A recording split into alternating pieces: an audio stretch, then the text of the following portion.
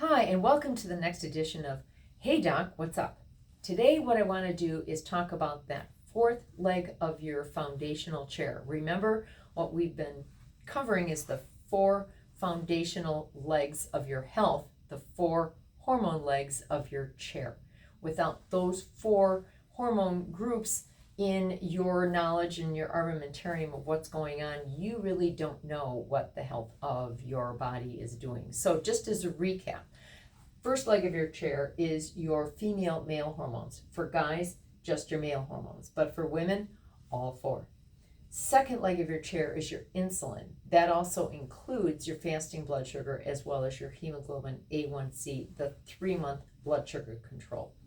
Third leg of your chair is your thyroid. That's the organ that controls your metabolism. And it's not just the 3 tests that talk about how well your thyroid functions, but also if your immune system is being stimulated to attack either of these proteins.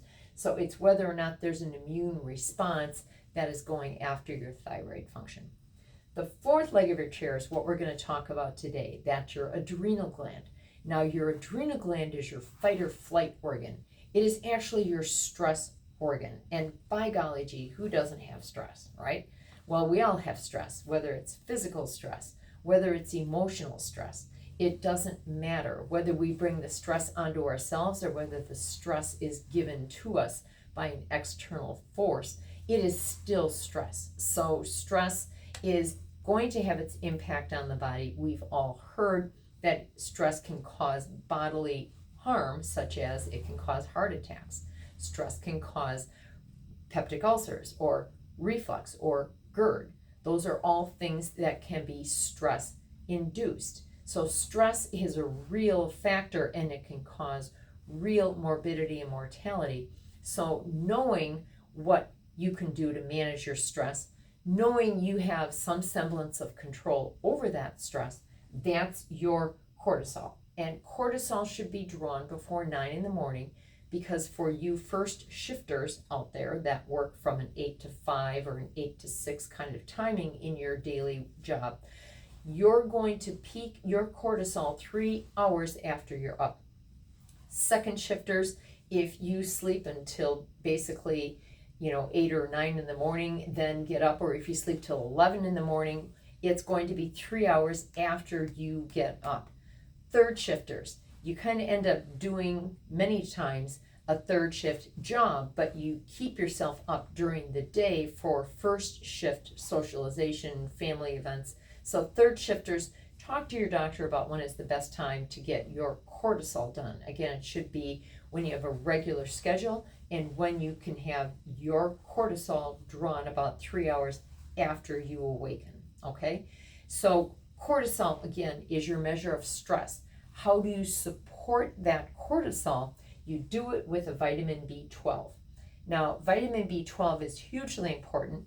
B vitamins are water-soluble vitamins, so they come in and out of your system really, really easily. But B12 is what helps support your adrenal gland. So you can have a very good cortisol and a really good B12. That's what everybody strives for. You can have a really good cortisol. You can have a low B12. Was that possible? Sure. There can be reasons why that can be possible. But you can have that in particular if you have a genetic defect that doesn't allow you to properly clear certain things like metabolic waste product from your body, which is part of what B12 helps with. So what I'm talking about is methylation. And I said that really slowly so you could catch that word, methylation. And in the world of B12, it's all about whether or not you have methyl in your B12. People that go and get a $20 B12 shot and say, oh, I feel amazing, I feel great. That's because your B12 is giving you the energy that you want. It is also helping support your adrenal gland and your cortisol. But methyl B12 is the best of the best. Methylation, or a CH3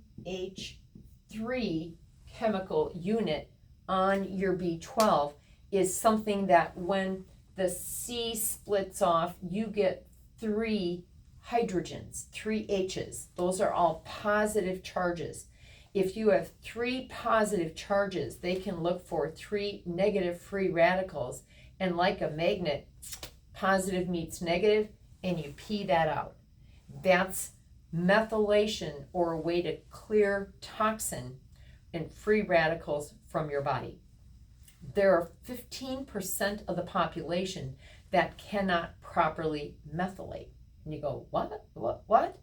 Meaning that even if you took the B12, even if you took the methyl B12, you'd have to take enough, and you'd have to make certain that you were actually clearing garbage from your body, that you were actually methylating.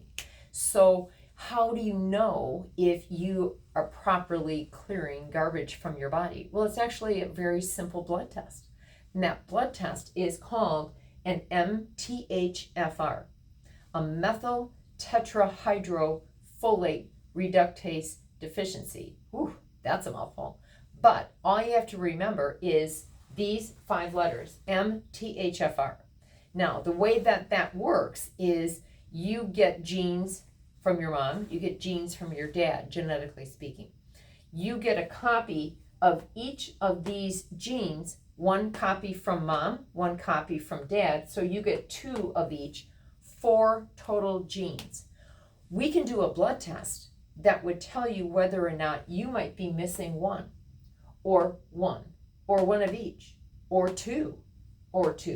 So that means you have difficulty clearing garbage and toxin from your body. So imagine if fibromyalgia, which is something that many of us have relatives, or you've been diagnosed yourself, if you're told you have fibromyalgia, I'm going to bet you money that you are missing an MTHFR, 1, 2, maybe even 3 of these genes, and that you are not properly clearing the lactic acid and the garbage out of your muscles, and therefore that stores in your muscles, and you have fibromyalgia, painful muscles. They'll tell you there's no cure for it, but because they're not looking for this, you really don't know that there is a cure for this. Because if it is muscular pain and you're not clearing garbage from that pain, the treatment is actually taking, ready, a methylated vitamin B complex with a methyl B12. It's that simple. And it's that treatment that you take every day for life, whether you take 1 capsule a day, 2 capsules a day, sometimes even 3, to help you properly methylate so you can clear garbage from your body. And the beauty of it is it's over the counter. You simply have to know that if you need to take B12, that it needs to be methyl B12. And as long as you know that, then you are home free and you are smarter than your doctor, okay? So know that there are answers to questions. It's just, does your doctor understand that this may be part of the issue, and are they looking that far, okay? I'm going to jump right away then into your stabilizing leg of your hormone chair. We don't talk about a stabilizing leg in the beginning, but what if you had a leg that was just a little off from the others, but you needed a stabilizer? Well, we call vitamin D your 5th hormone, your stabilizing leg. Vitamin D is a fat-soluble hormone, or vitamin. It is something that is ubiquitously helpful to your body, meaning it helps every organ system in your body, from your brain down to your muscles, to your skin, to every part of your body. And so vitamin D is like the great equalizer in your body. So again, just a quick recap. This is the foundation of your health. And if your doctor is going to truly do your annual blood work and truly do what they call your labs, and that your once a year labs that you're going to have done, what you need to have done is all 4, call it 5, legs of your chair. You need your 5 hormone groups checked. It's imperative. It is absolutely necessary for you to understand where your health really is.